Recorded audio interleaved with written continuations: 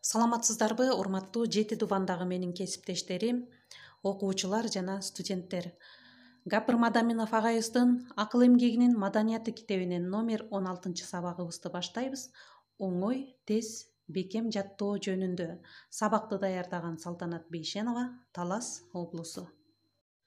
Анда эмесе балдар, темага көңүл буралы. Оңой, тез, бекем жаттоо жөнүндө. Мектепте, сабакта, деги эле турмушта көп нерсени жаттап, эстеп калууга, айтып берүүгө туура келет.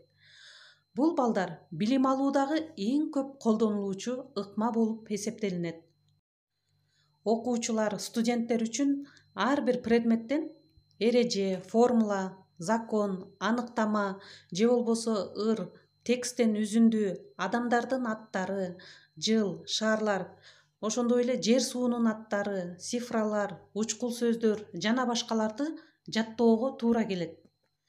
Демек балдар, ошолорду оңой, тез жаттоо үчүн Айым китебинде эң сонун кеңештер берилген. Биринчиден, ошол теманы түшүнүп, мазмунун өздөштүрүп, толук окуп чыккыла. Экинчиден, жатташ керек болгон жерин тандап, бөлүп, окуп жаттагыла.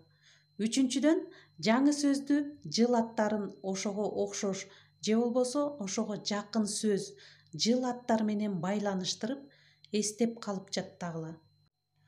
Мисалы балдар, кандайдыр бир даталарды жаттоодо сөзсүз түрдө ошол дата менен ата энеңердин же болбосо туугандарыңардын, бир тууганыңардын туулган жылы, белгилүү инсандар, буюмдардын аты менен байланыштырып жаттасаңар дагы эсиңерде сакталат. Төртүнчүдөн, чарчабай, сергек убактыңарда эртең менен окуп жаттасаңар, көпкө чейин силердин эсиңерде калат. Жаттап жаткан текстиңерди же болбосо ырларды аз бөлүктөн жаттап, улам көбөйтүп кошуп тургула. Ошондой эле ырдап жаттасаңар дагы болот, эсиңерде көпкө сакталат. Ошол жаттап жаткан нерсеңерди сүрөт тартып, схема, диаграмма түрүндө же болбосо макет жасап дагы жаттасаңар эсте калат.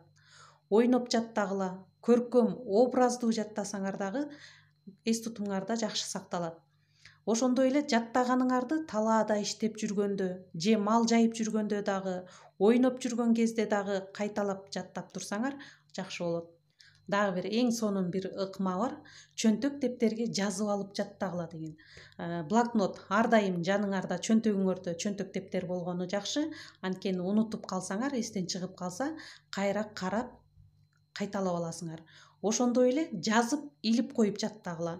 Мисалы, өзүңөрдүн бөлмөңөргө, ашканадагы муздаткычтарга сөздүктөрдү, ырларды жазып коюп, жармаштырып койсоңор, ошол жерден дагы көрүп жаттаганыңарга ыңгайлуу, оңой, бат, тез жаттап аласыңар. Кайталоо жаттоонун негизги, билим алуунун энеси экенин унутпагыла.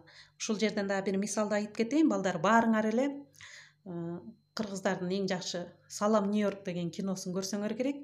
Ошол жердеги баланы дагы сөз өзү кыргыз бала, бир дагы англисче сөз билбей, Нью-Йоркко барып, кандай ийгиликтерге жетишкен. Идиш жууп аткан жеринде да сөздүктөрдү жармаштырып койгон. Кайсыл эмне иш кылса дагы дайыма маңдайында ошол сөздүктөр илинип турган болот. Мына ошол дагы тез, бекем жаттап, тил үйрөнгөнгө чоң себепчи болгон десем дагы жаңылышпайм. Эми балдар, сабагыбызды жыйынтыктайлы. Оңой, тез, бекем жаттоо жөнүндө жогоруда айтылган сунуштарды эске алгыла. Ошону жашооңордо пайдалангыла. Ар бир теманы кайталоодон, бекемдөөдөн, өзүңө өзүң айтып берүүдөн тажабагыла.